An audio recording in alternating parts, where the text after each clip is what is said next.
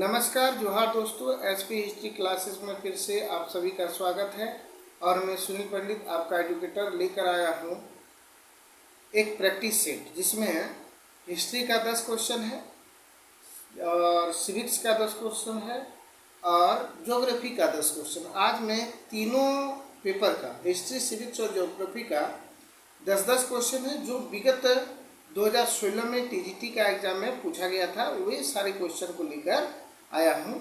चलिए समय को देखते हुए शुरू करता हूँ। क्वेश्चन क्या है और नंबर 1, कौन से वर्ष को बंगाल, बिहार और उड़ीसा पर ब्रिटिश आधिपत्य की स्थापना के रूप में माना जाता है?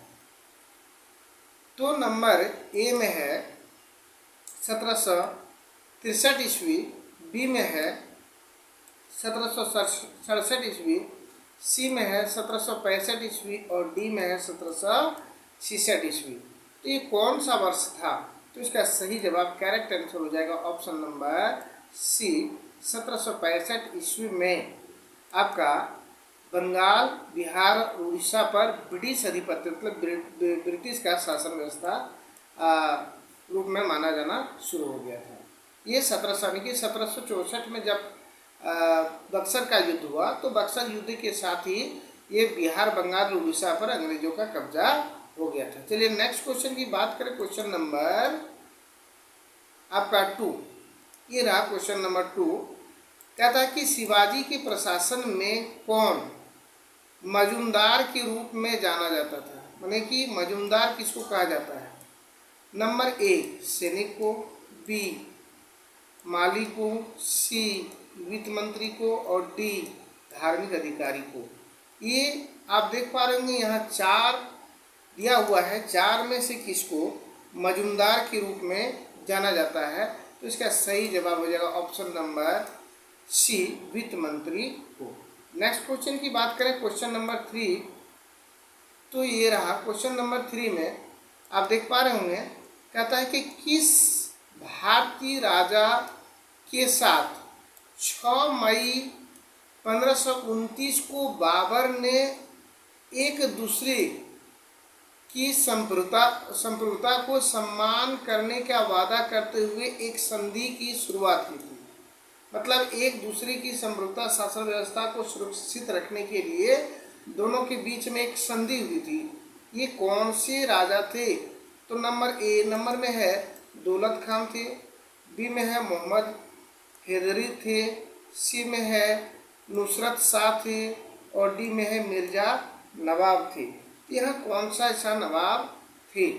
तो नंबर यहाँ आप देख पाएंगे, इसका सही जवाब हो जाएगा option number C, Nusrat Shah के साथ उसने एक संधि की थी दोनों की संप्रभुता को सम्मान करने के लिए।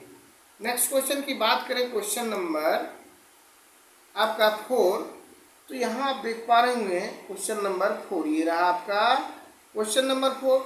कहता है कि शिवाजी द्वारा अपने प्रशासन में कितने मंत्री मुख्यमंत्री के रूप में नियुक्त किए गए थे? यानी जो शिवाजी थे वह उसके जो मंत्री थे तो कितने मंत्री वो नियुक्त किए थे मुख्य रूप से? ए में है 6, बी में है 7, सी में है 8 और डी है 9। तो यहाँ आप देख पा रहे होंगे कि शिवाजी के शासनकाल में जो मंत्रियों की संख्या था, मुख्यमंत्रियों की संख्या जो था वह 8 था, इसलिए इसको अष्टप्रधान भी कहा गया है। नेक्स्ट क्वेश्चन की बात करें, क्वेश्चन नंबर आपका 5 कि किस तारीख को अखिल भारतीय कांग्रेस कमेटी ने भारत छोड़ो आंदोलन की मांग को न्याय संगत किया था? देखिए यहाँ शुरू किस तारीख को वो नहीं पूछ रहा है। बहुत सारे लोग कमेंट कर देते हैं गलत आंसर है कि इसका आंसर ये होगा, क्योंकि आंसर वो किस आधार पे हो रहा है उसको फिर थोड़ा देखिए, तब जाके उसको बोलिए कि ये गलत है। देखिए क्या कहता है कि एक नंबर 6 अगस्त 1947 को हुआ था, 7 अगस्त 1944 को हुआ था और सी में है 8 अगस्त 1942 को हुआ था और डी में है 9 अगस्त 1952 को हुआ था। तो इसका सही जवाब क्या हो जाएगा? इसका सही जवाब हो जाएगा ऑप्शन नंबर सी 8 अगस्त 1942 को ये भारत छोड़ो आंदोलन के जो मांग था वह नया संगत मतलब यहाँ से मांग किया था और 9 अगस्त 1942 को भारत छोड़ो आंदोलन प्रारंभ हो गया था। चलिए नेक्स्ट क्वेश्चन की बात करें, क्वेश्चन नंबर 6। तो आप देख पा रहे होंगे यहाँ पे क्वेश्चन नंबर 6 में क्या है, ये रहा क्वेश्चन नंबर 6 है ना। क्या है ये 6 में है कि फाहियान एक तीर्थयात्री था जो विक्रमादित्य के शासनकाल के दौरान भ्रमण करने आया। वो जो थे उनकी वे कौन से देश से था, मतलब फाहियान किस देश का यात्री था। नंबर ए पुर्तगाली था, बी चीनी था, सी ग्रीस था और डी ईरान के थे। तो फाहियान एक को क्या कहा गया है, चीनी यात्री थे। वो यानी कि ऑप्शन नंबर बी जो है इसका करेक्ट आंसर हो जाएगा। फाहियान जो थे वह आपका चीनी यात्री थे। चलिए नेक्स्ट क्वेश्चन की बात करें, क्वेश्चन नंबर 7 कहता है रूस में कोमिंटर यानी कि कम्युनिस्ट इंटरनेशनल का गठन कौन से वर्ष में हुआ था, है ना। कम्युनिस्ट इंटरनेशनल का जो गठन हुआ था किस वर्ष हुआ था। नंबर ए में है आपका 1914 में, बी में 1915, सी 1917 और डी 1919। तो इसका सही जवाब क्या हो जाएगा, इसका सही जवाब हो जाएगा ऑप्शन नंबर डी 1919 में। चलिए नेक्स्ट क्वेश्चन की बात करें, क्वेश्चन नंबर 8। तो ये रहा क्वेश्चन नंबर 8, जैसे कि आप देख पा रहे होंगे। कहता है कैबिनेट मिशन योजना के तहत कितने सदस्य ने भाग लिया था। नंबर ए में है 2 सदस्य भाग लिया था, बी में है 3 सदस्य भाग लिया था और सी में है 4 सदस्य भाग लिया था, डी में है 5 सदस्य भाग लिया था। तो इसका सही जवाब क्या हो जाएगा, इसका सही जवाब हो जाएगा ऑप्शन नंबर बी, 3 सदस्यों ने भाग लिया था। चलिए नेक्स्ट क्वेश्चन की बात करें, क्वेश्चन नंबर 9। देखिए ये रहा आपका क्वेश्चन नंबर 9। इसमें आप देख पा रहे होंगे, कहता कि तराइन के दूसरे युद्ध में मोहम्मद गोरी ने कौन से भारतीय राजा को पराजित किया था। तो ये तराइन का जो 2 युद्ध लड़ा गया था, इसमें से एक 1191 में लड़ा गया था, है ना, तराइन का पहला युद्ध, जिसमें पृथ्वीराज चौहान ने मोहम्मद गोरी को पराजित कर दिया।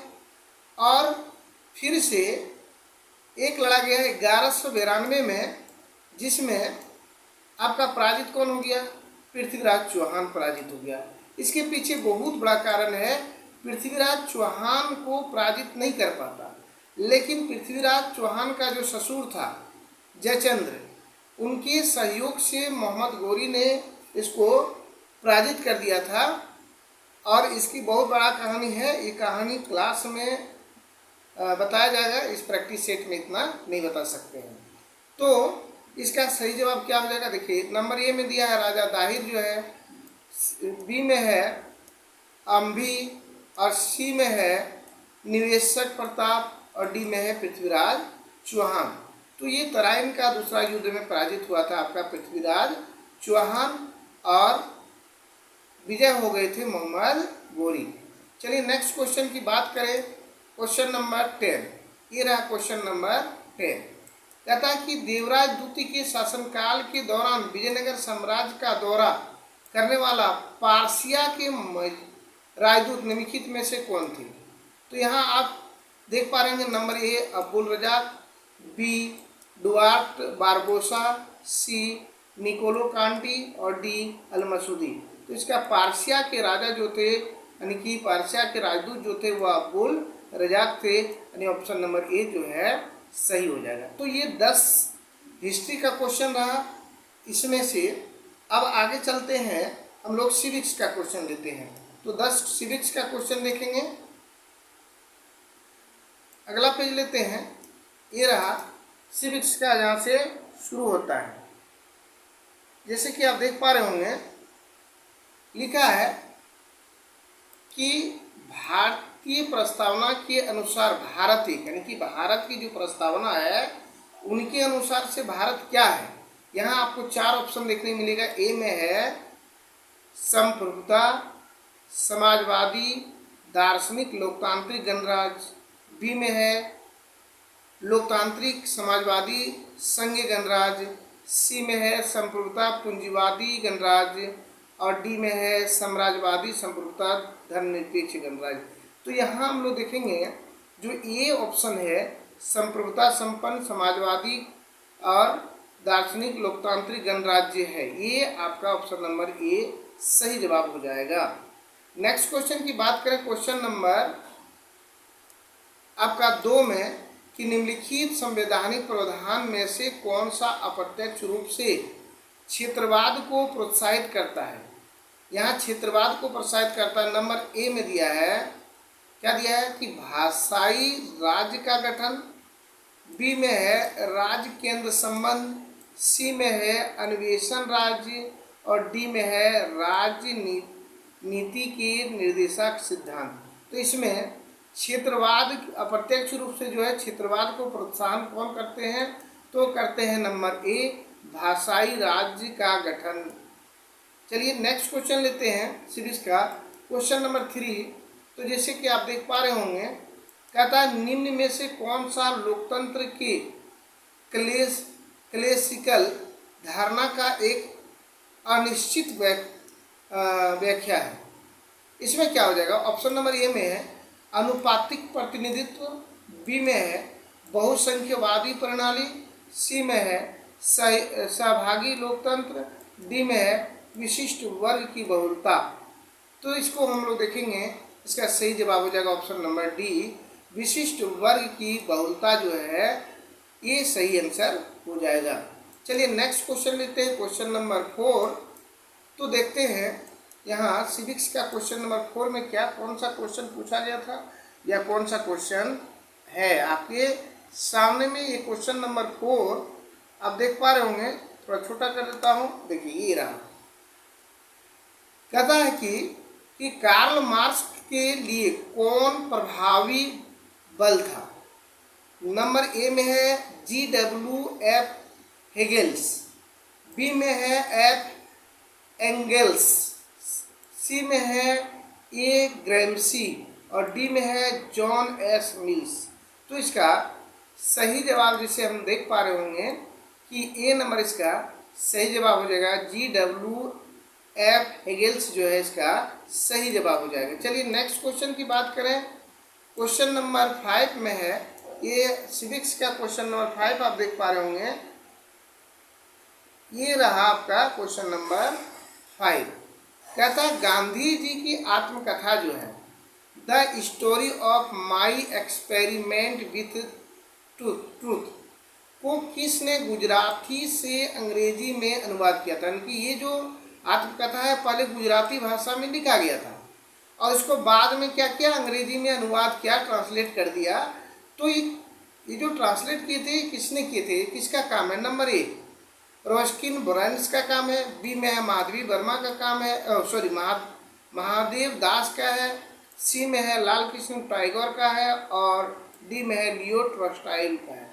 तो ये काम जो किए थे इसका ट्रांसलेट का काम है महादेव दास ने किए थे, गुजराती से अंग्रेजी भाषा में परिवर्तन। चलिए नेक्स्ट क्वेश्चन की बात करें, क्वेश्चन नंबर 6। तो ये रहा आपका क्वेश्चन नंबर 6। जैसे कि आप देख पा रहे होंगे, निम्नलिखित कथनों में से कौन सी कल्याणकारी राज्य की संकल्पनाओं को अच्छी तरह परिभाषित करता है। यहाँ एक क्वेश्चन है, नंबर ए में है हर नागरिक एक न्यूनतम जीवन स्तर का हकदार है। बी में है हर नागरिक को भूमि अनुमत की जानी है। सी में है हर नागरिक को रोजगार उपलब्ध कराया जाना है। और डी में आर्थिक स्थिरता और प्रगति। तो इसका सही जवाब जो हो जाएगा ऑप्शन नंबर ए हो जाएगा। इसका राइट आंसर इधर ऑप्शन नंबर ए हर नागरिक एक न्यूनतम जीवन स्तर का हकदार है। चलिए नेक्स्ट क्वेश्चन की बात करें, क्वेश्चन नंबर 7। तो आप देख पा रहे होंगे क्वेश्चन नंबर 7 में क्या है, ये रहा क्वेश्चन नंबर 7। कहता है कि राज्यपाल और उसके मंत्रियों के बीच एक कड़ी के रूप में कौन कार्य करता है। मतलब यहाँ हो गया आपका राज्यपाल और यहाँ हो गया आपका जनता। तो ये दोनों के बीच में जो कड़ी का काम करता है, यहाँ बैठा हुआ है, वह कौन है। नंबर ए में है मुख्यमंत्री है, बी में है लोकसभा के अध्यक्ष हैं, सी में है प्रधानमंत्री है और डी में है राज्यसभा के अध्यक्ष हैं। तो यहाँ ऑप्शन नंबर ए जो है ए सही हो जाएगा। ए जो है मुख्यमंत्री का काम है जनता और मंत्री परिषद और क्या बोलते हैं उसमें राज्यपाल के बीच कड़ी का काम करने का। किसका है? मुख्यमंत्री का है। नेक्स्ट क्वेश्चन, क्वेश्चन नंबर 8 आप देख पा रहे होंगे। कहता है कि राष्ट्रपति पद की शपथ को सुप्रीम कोर्ट के सबसे वरिष्ठ न्यायाधीश द्वारा प्रशासित किया जा सकता है। यह प्रावधान भारतीय संविधान के किस अनुच्छेद में उल्लेखित किया गया है? नंबर ए अनुच्छेद 59 में, बी अनुच्छेद 61 में, सी अनुच्छेद 60 में और डी में अनुच्छेद 48 ए में। तो इसका करेक्ट आंसर क्या हो जाएगा? ऑप्शन नंबर सी हो जाएगा। क्या हो जाएगा? ऑप्शन नंबर सी, अनुच्छेद 60 में ऐसा प्रावधान किया गया है। चलिए नेक्स्ट क्वेश्चन की बात करें तो क्वेश्चन नंबर आप देख पा रहे होंगे 9 क्या है? क्वेश्चन नंबर 9 में है और यहाँ से एक क्वेश्चन पूछता है। आप देख पा रहे होंगे, कहता है कि पंचायती राज संस्था में महिलाओं के लिए कितने सीटें आरक्षित है? नंबर 1 कुल सीटों में से आधा, तो ये तो नहीं है भाई, आधा तो है नहीं। बी में है कुल सीटों में 1/3, सी में है कुल सीटों में 1/4 और डी में है कुल सीटों का 10वां भाग। तो ये जो आंसर हो जाएगा ऑप्शन नंबर बी, इसका करेक्ट हो जाएगा। कुल सीटों में से 1/3 सीट जो है इसका आरक्षित है। चलिए नेक्स्ट क्वेश्चन और सिविक्स का अंतिम क्वेश्चन है। कहता है निम्नलिखित में से कहाँ बहुदलीय प्रणाली है? नंबर 1 चीन में नहीं, यहाँ तो कम्युनिस्ट पार्टी का है, एक ही दल है। बी में यूनाइटेड किंगडम, सी में उत्तरी कोरिया और डी में श्रीलंका। तो इसके अनुसार से इसका सही जवाब हो जाएगा option number B, United Kingdom. चलिए नेक्स्ट क्वेश्चन की बात करें। क्वेश्चन नंबर तो अब आ जाएगा ज्योग्राफी का क्वेश्चन, 10 क्वेश्चन मिलेगा आपको। चलिए देखते हैं क्या लिखा है। ज्योग्राफी का जो 10 क्वेश्चन है वो क्या है ना। तो ज्योग्राफी का क्वेश्चन अब हम लोग शुरू करेंगे देखने के लिए कि कौन सा क्वेश्चन ज्योग्राफी का सही है और कौन सा नहीं है। देखिए क्या लिखता है। लिखता है, कहता है कि ज्वारीय परिकल्पना किस भूगोलविद ने प्रस्तुत किया था? जो ज्वारीय कल्पना है, यहाँ से कौन सी भूगोलविद ने जिसको शुरू किया था, है ना। तो आप देख पा रहे होंगे यहाँ ज्वारीय कल्पना की बात कर रहा है। तो यहाँ है ऑप्शन नंबर ए में जेम्स जीन्स एवं जेफ्रीज, बी में है चेम्बरलिन एवं लाप्लास, सी में है हेडन एंड रीड और डी में है उपरोक्त सभी। तो इसका सही जवाब क्या हो जाएगा? Option number A, James Jeans and Jeffreys ने ज्वारीय कल्पना की भौगोलिकताओं का प्रस्तुति किए थे। चलिए नेक्स्ट क्वेश्चन की बात करें। क्वेश्चन नंबर 2 ये रहा। क्वेश्चन नंबर 2 जैसे कि आप देख पा रहे होंगे कि पवार का सबसे संगठनीय भाग मुख्यतः पेरिडोटाइट का बना होता है जिस पर स्थलमंडल होता है। ये किस पर स्थलमंडल होता है इसके बारे में हम लोग थोड़ा देखेंगे। तो यहाँ है दुर्बल मंडल पर होता है, मिट्टी पर होता है, सागरीय मंडल पर होता है या मध्य मंडल पर होता है। तो इसका आंसर सही जवाब क्या हो जाएगा? इसका सही जवाब हो जाएगा ऑप्शन नंबर ए, दुर्बल मंडल पर होता है। चलिए नेक्स्ट क्वेश्चन की बात करें। क्वेश्चन नंबर 3 में आप देख पा रहे होंगे, कहता निम्नलिखित में से किस परत को बायोस्फीयर कहा जाता है? तो यह है ऑप्शन नंबर ए में वायुमंडल का सबसे ऊपरी परत है, बी में है पृथ्वी की सबसे ऊपरी परत है, सी में है पृथ्वी की सबसे आंतरिक परत है और डी में है पृथ्वी की मध्यवर्ती परत है। तो यहाँ हम लोग देख पा रहे होंगे ये जो बायोस्फीयर है ये पृथ्वी का सबसे आंतरिक परत है, यानी कि ऑप्शन नंबर सी इसका राइट जवाब हो जाएगा। इसके बाद नेक्स्ट क्वेश्चन लेते हैं, क्वेश्चन नंबर 4, ज्योग्राफी का क्वेश्चन नंबर 4 आप देख पा रहे होंगे यहाँ, ये रहा क्वेश्चन नंबर 4। चलिए देखते हैं क्या कहता है। कहता है कि धरातल से भूगर्भ की ओर जाने पर गहराई के साथ तापमान वृद्धि की दर, यानी कि अगर हम नीचे की ओर जाएंगे तो वहाँ 1 सेंटीमीटर कितना में 1 सेंटीमीटर जो है वह बढ़ जाता है। तो यहाँ देखते हैं नंबर ए में दिया है कि 1 सेंटीमीटर प्रति 165 मीटर में, 1 डिग्री सेल्सियस प्रति 165 मीटर में, और सी में दिया है कि 1 डिग्री सेल्सियस प्रति 32 मीटर में, और डी में दिया है 1 डिग्री सेल्सियस प्रति 32 फीट में। तो यहाँ सही जवाब इसका हो जाएगा ऑप्शन नंबर सी। क्या हो जाएगा? ऑप्शन नंबर सी जो है इसका करेक्ट आंसर हो जाएगा। चलिए नेक्स्ट क्वेश्चन की बात करें, क्वेश्चन नंबर 5। तो ये रहा क्वेश्चन नंबर 5। निम्नलिखित में से किस वाइट्स ऑफ द अर्थ का गया, किसी वाइट्स ऑफ द अर्थ का गया? नंबर ए क्राइस्ट को, बी मेंटल को, सी क्लोड को, डी इनमें से कोई नहीं। किसको वाइट्स ऑफ दिस अर्थ का गया है? तो इसका सही जवाब हो जाएगा ऑप्शन नंबर बी, ये कहा गया है मेंटल को। नेक्स्ट क्वेश्चन की बात करें, क्वेश्चन नंबर 6। ये रहा क्वेश्चन नंबर 6। आप देख पा रहे होंगे जैसे कि निम्नलिखित में से चट्टान जैविक विधि से बनी अवसादी चट्टानों का श्रेणी में आता है। नंबर ए पीट, बी डोलोमाइट, सी क्वार्टराइट और डी बेसाल्ट। ये कौन सा जो है वह जैविक विधि से बना हुआ है? तो यहाँ हम जैसे देख पा रहे होंगे इसका सही जवाब हो जाएगा ऑप्शन नंबर ए पीट। क्या हो जाएगा? ऑप्शन नंबर ए पीट जो है ये जैविक विधि से अवसादी चट्टान की श्रेणी में आते हैं।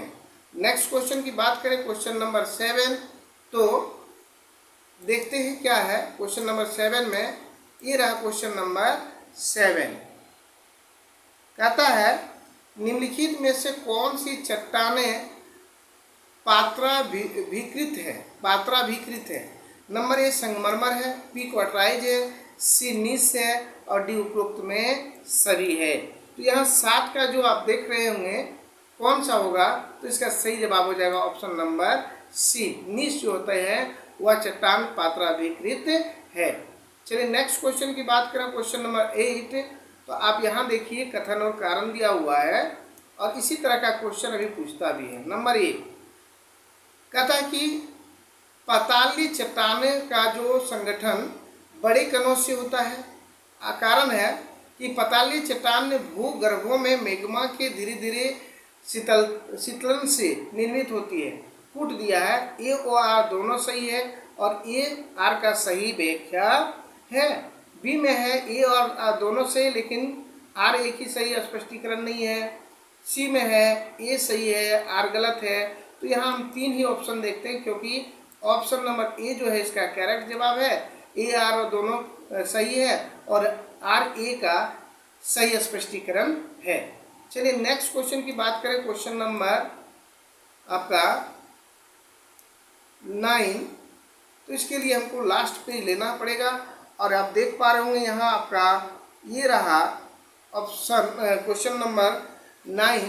कहता है अंतर्भेदी चट्टानें होती है। नंबर ए सतह पर पहुँचने से पहले ठोस रूप में आने वाला ज्वालामुखी लावा है, बी सतह पर पहुँचने के बाद ठोस रूप से आने वाला ज्वालामुखी लावा है, सी एक तरह के परतदार चट्टान है और डी एक ऐसी चट्टान जो अपरदन का प्रतिरोध करता है।